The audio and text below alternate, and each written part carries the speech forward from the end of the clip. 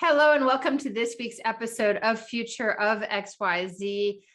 In light of everything that's happening in America right now and around the world, frankly, in terms of democratic norms and election cycles and voting rights, I'm really excited to introduce Aaron Hamlin, who knows a lot about voting and a lot about elections. Aaron, thank you for coming to speak with us at Future of XYZ. Thank you so much, Lisa. Well, you obviously are both the co-founder as well as the executive director of a nonprofit called the Center for Election Science. I mean, give you a chance to talk about that a bit, but I really want to start with, we're in the midterms in the US right now, right? We're deep in it. And they are very important elections given the status of the world order.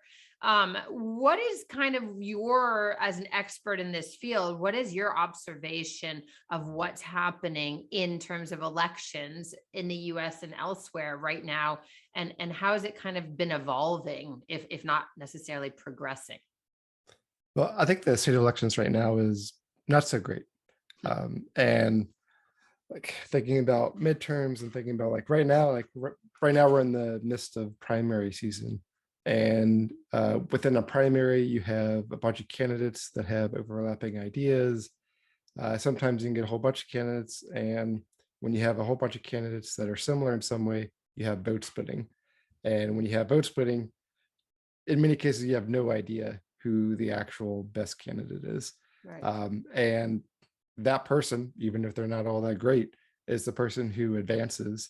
And if they advance in a place that is really not competitive outside of their party, then that's who gets elected. And because of incumbent status, they can stay there for a long time based on a bunch of vote splitting.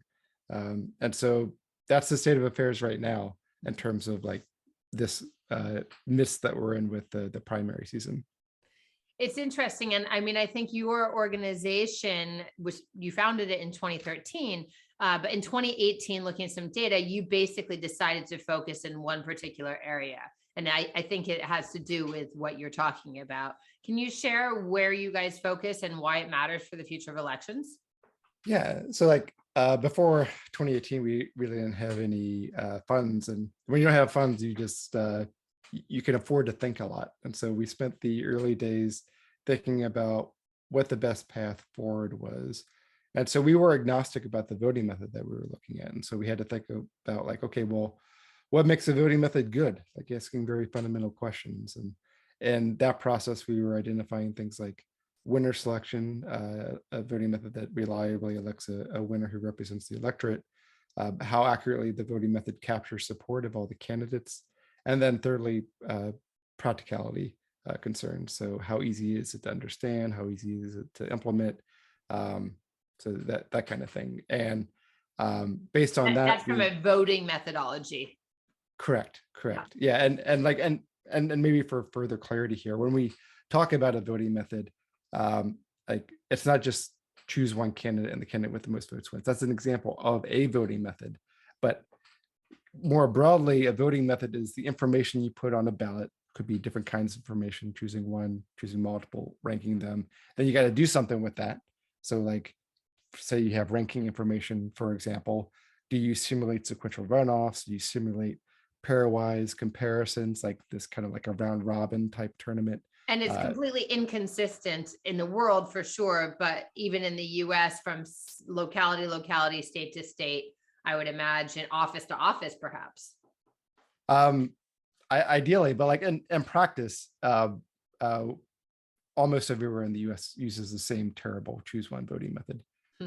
So unfortunately, doesn't have the kind of experimentation that we were just yet, but we're working on that.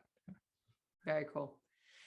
Yeah, no, it's interesting because I think, I look at, from an international lens, I think about some of the differences. You have places certainly in Western Europe, whether it be France or Germany, who right now, or even Israel, frankly, who have these, they end up forming coalition governments because they don't have a two-party system as we do. And so when you have multiple interests at heart, you end up, and even England has to kind of rule with multi-parties. Whereas here in the US, we have a two-party system, which seems increasingly to look like it doesn't really function particularly well. How do we think about elections in the future under a two-party system? What are some of the mechanisms when, voter suppression is at an all-time high, when gerrymandering is being enforced, when, our separation of the judiciary doesn't feel necessarily like it's so separate from political interests and those donors who pay for it? How do we account for a two-party system in the future of elections?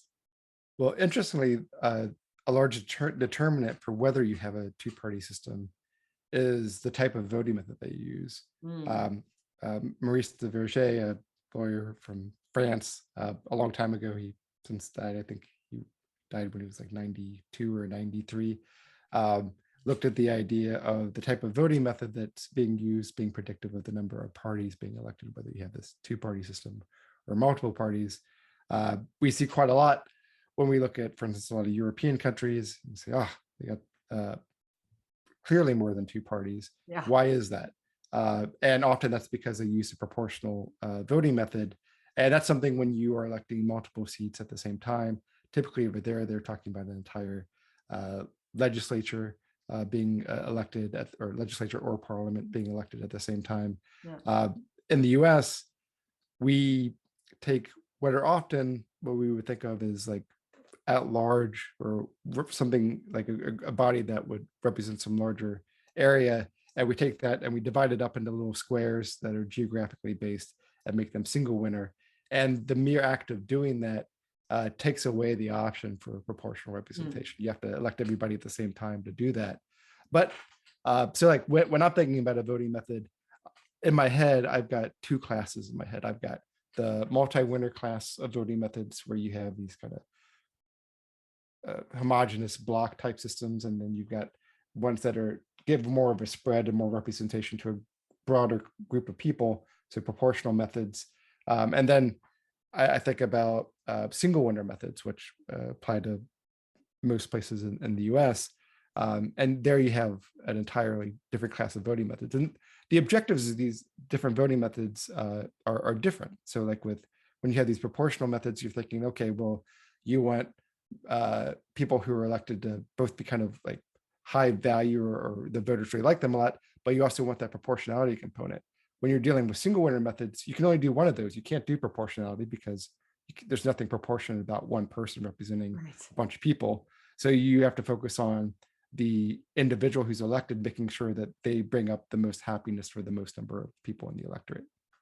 Which is pretty fascinating because I mean, I'm jumping around a bit, but obviously the past few weeks have been, depending on which side of the aisle you sit and your values and beliefs, which I talk a lot about in my branding and strategy work. One could argue that the last few weeks of Supreme Court in America, SCOTUS decisions have felt really very, very tied to this voting method, as you're talking about, because in fact, we have had 5 of the 9 justices who have made all of these things, from diminishing women's rights and whatever else they're going to diminish in the future, to loosening EPA regulation on carbon emissions, to obviously gun control and rights to carry concealed weapon and all sorts of other hideous activities. That 5 of these justices who were nominated / appointed by presidents in that single method voting, who never even won the popular vote. I mean, these are decisions that are being taken. Sorry, I'll get off the high horse, but how do we believe in a free and fair election and you only have elections in democratic societies, when in fact, you don't feel, and I'll speak for myself, when I don't feel that the people who have the power are representing the interests of the majority of the people, not just that they weren't put into office or position for lifetime appointments by presidents who did not win the popular vote, but 74% of Americans and 81% on the issue of smart gun control and women's right to choose proportionally actually don't believe what was just put into place by the Supreme Court. So how do we believe in a future of fair and free elections when we're seeing it kind of undermined right now? And why is that happening? I think part of that is like, so when you're talking about Supreme Court justices, obviously they're appointed by the president and then confirmed. But the one question is like, okay, well, the person who appoints them, the president, like, how do they get there? Like, how do they get in their seat? And I think that's kind of like where you have to start your branch from in terms of where that flows. And we look back and we think like, okay, well, you've got these closed, like for presidential elections, you've got closed primaries, so you have to identify with a particular party. So you start with a subgroup that's already partisan, and uh, you have all this vote splitting that comes along. Like you look back at like Republican primaries, at 18 candidates in the election that Trump won. Yep. So vote splitting all over the place, and we know what happens when you have vote splitting. You don't necessarily get the best candidate, even within that subgroup. You can get a more extreme candidate. So you take a subgroup that already has a polarity bent to it, and then you throw vote splitting in there, where voters can only choose one candidate, and so as a consequence, the you can have like the group around the center divide their vote, and places where you have more concentrated support around the edges, they don't have their vote split, and so those extreme candidates can move on, and as a consequence, like that's the nominee for that party. And U.S. ballot access laws are pretty terrible, so even if you wanted Did you to, just say ballot access laws? yeah, in the U.S. are pretty bad. So even if you get, and even if you manage to get on the ballot, you're often shamed for threatening to split the vote between the two major parties anyway. But in any case, like that's how that person gets there. They get from an already extreme subgroup, and then you have vote splitting on top of that, leading to an even more extreme nominee. And then both parties do that, and so there's no room, like overall, like there's no idea of having continuity where you have someone around the middle. It's always this pendulum effect where it swings wildly And from this one way has to been another. happening increasingly, Aaron. I mean, that's the sense I have, that this has not always been the way America has been run. This seems to be growing. And that is what's super concerning about the future of elections, is that there are mechanisms in place that are going to make the voter group, as you said, more and more extreme, right? And suppress the voices of those who might think differently. And then in all sorts of hideous tactics that we're not here today to discuss. But, I mean, that look much more like, a different kind of nation than the world's leading democracy. But more importantly, this extreme pendulum swing that you're talking about, why has that been happening? And how are we going to kind of scale it back in the future if we can? Yeah, so I mean, that pendulum effect largely happens because of this vote splitting, and the way that we approach primaries. And so uh, the approach that we advance at the Center for Election Science is to simply say, instead of picking one candidate, you can pick as many as you want. So that head on addresses the vote splitting problem in a very simple way. You're not ranking, just pick as many as you want. Most votes wins. It's called approval voting. We've implemented it in two cities with groups that we worked with so far: Fargo, North Dakota, 120,000 people; St. Louis, Missouri, 300,000 people. It's on the ballot this November. In Seattle, where you got 750,000 people, it's polling at 70%. It's passed at over 60% everywhere it's been on the ballot for. And that particular approach also tends to elect a more consensus candidate around the middle. So whether you're talking about the general election or in a primary, it avoids preferring that extremist candidate. And on top of that, it gives everybody their due. So when new people come in with new ideas, they get that accurate reflection of support, so they can't be dismissed in the same way.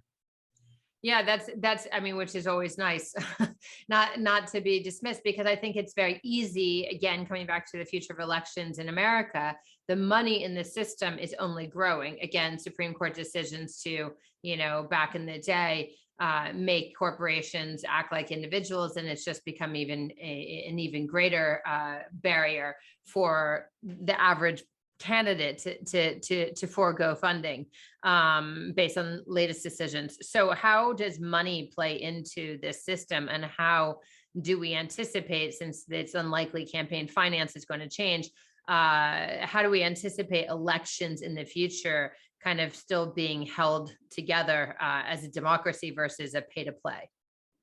There is some interplay between the voting method itself and the idea of money in elections. Um, I mean, regardless of the voting method that you use, you have to be able to uh, fund a competent campaign if you're running for office, so people know who you are. But one thing that comes into play with our terrible choose one voting method is that when we're thinking about who to vote for, we're not only thinking about the policies and whether we think that person would do a good job, we're also thinking about, can that person win? Hmm. And whether that person can win is not necessarily related to whether they will do a good job and support your interest. And so with the voting method like approval voting, it takes that factor of viability out of the equation. And often we substitute viability with things that are easier to measure, like how well known is this person, how much money do they have, and again, not necessarily good predictors about how well they're going to do in office. And so with approval voting, for example, there's a candidate that you like, you don't necessarily know that they're going to win, but you love their ideas, you can support them. And then you can also say, if you want to look at viability, you can support someone else that you also think will do a good job as well. But you're also supporting like candidates who are likely to do a good job, even if they don't have a lot of funding behind them. Which is very important, obviously. And so you guys are rolling out this idea of approval voting in small. I mean, obviously Seattle's not a small city, but it's still not one of our nation's largest. But in these smaller places, is this limited, do you think, at this moment in time to a test and learn in local elections? And are local elections in some ways where we really need to focus energy these days versus the state and or federal level, because that's where change can really happen in terms of moving towards a future of elections that is different than the direction we're heading? Well, we're pivoting a bit. The reason we've started with cities is because although the voting method approval voting is really great, it hadn't been used in government elections before. So we had to go from zero to getting it implemented so that there was a track record for it. But we're getting ready to move into states where you start to see approval voting be used for US Senate, US House, presidential elections. But we're in the process of pivoting to states at the moment. Interesting. And how is it? I mean, do you have data so far that shows like a different outcome? Yeah, so when we're looking at, for instance, we did an election, a simulation looking in 2016, where we saw how different voting methods would play out. With that election, it was kind of simple. So there, Clinton wins in the kind of traditional four-way race that was there. When we added a whole bunch more candidates, we saw a statistical tie between Clinton and Sanders under approval voting. And there, Sanders, we identified using a control measure where we asked people to say honestly how they felt about the candidate, that he was the preferred one. Mhm. So there we saw a discrepancy in winner compared to other voting methods in terms of what they would have chosen. Mhm. And that's also published in the European Journal of Political Economy. Very interesting, actually, because it suggests that, I mean, I don't know what the sample size N was, and there are all sorts of statistical ways of looking at this and the profile of the people who you looked at to get to that, of course. But it is interesting that there isn't a distinction. I mean, as we kind of come towards time, I have two major questions, Aaron, that I want to give you. One, what are you most afraid about right now in terms, or concerned about in terms of the future of elections? You can speak to the US, you can speak to the world. And Um, the second question, by the way, is going to be, what are you most excited about? Just to end on an optimistic note. So go pessimistic, cynical, and then go optimistic. one challenge that we have in this space is that the voting method is a hidden problem. We don't, most people, when you ask them what a voting method is, they say that, oh yeah, you go and you choose one person, the candidate with the most votes wins. Most people don't recognize that there are all kinds of different ones, and comparing them can be kind of challenging. And one other kind of way that we approach this problem is we say like, okay, well, if a voting method's more complicated, maybe it performs better. Not the case. Like, we happen to be very lucky with approval voting that it's both very simple and very effective in terms of good winner selection and capturing candidate support in a way that's just easy to understand. Whereas other voting methods, such as some ranking ones, can have some issues in terms of like the outcomes that they produce in some cases, but are some much more complicated. And this does not have to be a complicated solution to be a good solution. Yeah, that seems totally reasonable. And what are you most excited about? And maybe it can tie into things that people can do, because I know voter turnout in the US has, the last couple of elections have been historically high, but generally speaking, we're getting, less than 2 and 3 people out to the polls. So what are you most excited about? And what are some of the things that how people can get involved? What's exciting to me is that this is something that once it catches on, so we've already implemented in multiple states, but once it gets into its multiple cities, but once it gets into its first state, this is not an idea that can go back in the box. You can't put this genie back in the bottle. It is too easy to do.